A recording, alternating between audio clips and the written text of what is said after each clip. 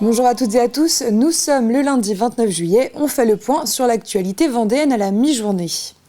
Et avant toute chose, le département est placé en vigilance orange canicule depuis ce lundi midi. L'épisode de forte chaleur devrait durer jusqu'à ce jeudi 6h du matin. La préfecture rappelle qu'il faut bien s'hydrater, limiter les activités physiques et surtout prendre soin des personnes fragiles. Les vacances scolaires sont déjà bien entamées et pour certaines familles, ce n'est pas possible de partir. Alors pour offrir des vacances aux enfants qui ne peuvent pas voyager, le Secours catholique organise des séjours en famille d'accueil pour l'été. Les enfants peuvent alors découvrir de nouveaux paysages et même profiter des joies de l'océan pour certains. À Soulan, Alexandra est accueillie chez Véronique depuis déjà plusieurs années. Un lien très fort s'est créé. Mathis Pires l'a filmé pour nous.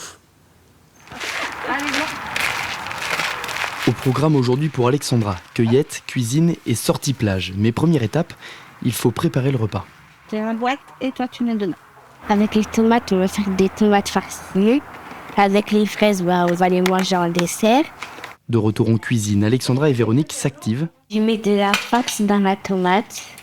Je mets du sel, du poivre, ça sera du poivre et de la viande. Et je mets de la farce dans le dessert. Une complicité construite entre les deux depuis 3 ans. Alexandra s'installe chaque été pendant 2 semaines chez Véronique pour passer des vacances. Quand tu es dans l'eau, des fois, ça t'emporte. Le courant, bravo. C'est la 3e année qu'Alexandra revient à la maison. Je me disais, ça, c'est quelque chose que je peux faire. Voilà, accueillir quelqu'un chez moi pendant les vacances d'été. Je fais pas grand-chose pour aider les autres, ça, je peux le faire. Ici, elle a même sa propre chambre, une maison qu'elle a complètement adoptée. Donc ça, c'est ta chambre ? Oui. Pour moi, Véronique, c'est un peu ma maman de vacances. Parce qu'elle s'occupe de moi comme si j'étais sa fille. En fait, elle me protège un peu comme ma mère. Donc, c'est un peu comme ma mère de vacances. À la maison, tout le monde apprécie sa venue. Autour de la table, le fils de Véronique, il la considère même comme quelqu'un de la famille. En vrai, j'étais pas contre du tout, par contre. Et puis, écoute, elle est venue la première année, on s'est rencontrés et ça s'est très bien passé. Inhabitué, c'est le mot en fait à dire, ouais. Tous les étés, on sait qu'Alexandra est là, tu vois. Après manger, pas le temps de s'ennuyer pour Alexandra, départ pour la plage. Tu veux mettre ta serviette ? Non, c'est bon. Non, c'est bon ? Allez. Et bientôt, elle devra dire au revoir à Véronique, qu'elle reverra l'été prochain. La recyclerie Les Polichinelles a ouvert ses portes en février dernier au Bourg-sous-la-Roche. Elle est spécialisée dans la seconde main pour les enfants. Ici, vous pouvez trouver des vêtements ou encore des jouets à bas prix que les bénévoles remettent en état. Ce samedi, c'était la fête de l'été, l'occasion de sensibiliser le public à la réduction de ses déchets en proposant des ateliers pour fabriquer des produits d'entretien ou des activités pour les enfants. Éviter la surconsommation est capitale pour les Polichinelles. Oui, c'est important, ça permet de parler de nous, parler de la boutique, parler de notre fonctionnement, ça permet également d'expliquer la démarche dans laquelle on est, à revaloriser les vêtements, les jouets, les jeux. Donc ici on a un stand qui est principalement sur tout ce qui est tri et déchets. Donc on a une partie qui va être plus prospectus sur des recettes maison pour des produits. On a aussi les têtes à pousser et ça permet du coup de faire pousser des plantes pour décorer ou autre. Et c'est ce qu'on propose aux enfants. J'ai des petites fiches là pour faire ma lessive moi-même et de la peinture moi-même avec ma fille, donc c'est chouette.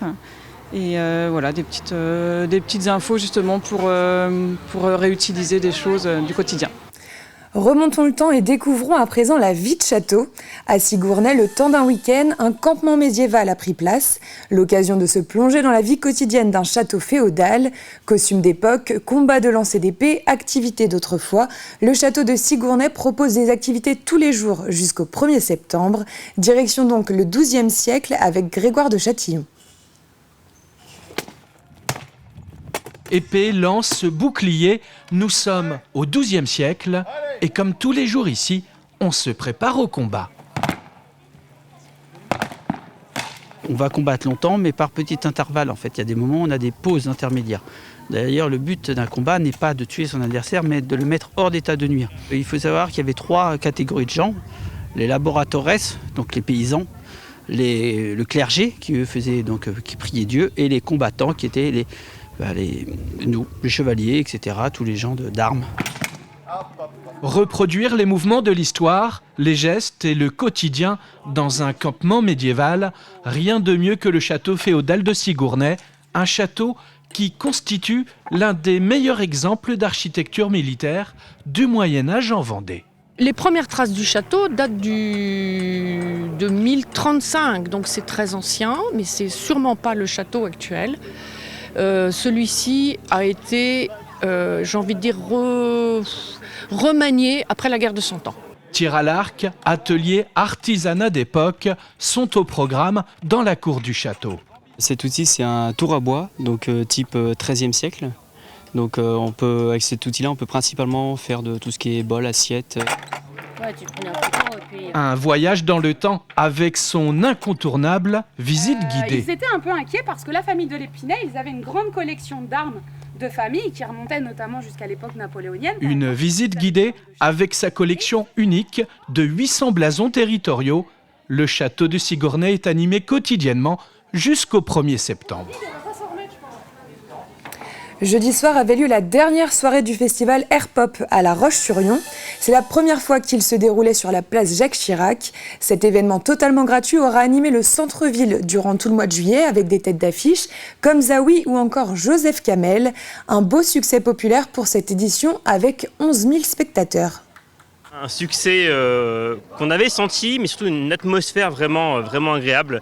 On sent que les gens sont venus en famille, sont venus en groupe. On a senti un renouvellement de public. C'était aussi l'objectif de Benoît Benazé, qui est le programmateur. Donc je tiens à remercier l'ensemble des services de la ville, parce que c'est un très gros travail. C'est 1 an de préparation, 1 an de travail. C'est évidemment les élus qui orientent, mais c'est aussi les services de la ville qui œuvrent tout au long de l'année pour qu'on puisse proposer un festival gratuit, je le répète, c'est important, c'est un festival gratuit, ouvert à tous et à toutes pour découvrir, et puis j'allais dire sur l'ensemble des styles et l'ensemble des esthétiques musicales, donc c'est toujours un plaisir. On jette un œil sur la météo de cet après-midi. On vous le disait en début d'édition, le département est en vigilance orange canicule. Le soleil dominera sur le département. Il fera 29 degrés sur l'Île-Dieu, 30 à Noirmoutier, 32 degrés au Sables-d'Olonne, 34 degrés à l'Aiguillon-la-Presqu'île, La Roche-sur-Yon, Montaigu-Vendée et Pouzauges. Et enfin, la maximale sera de 35 degrés à Fontenay-le-Comte. Voilà pour l'actualité de ce lundi midi. On se retrouve à 18h pour le journal. D'ici là, passez une excellente journée sur TV Vendée.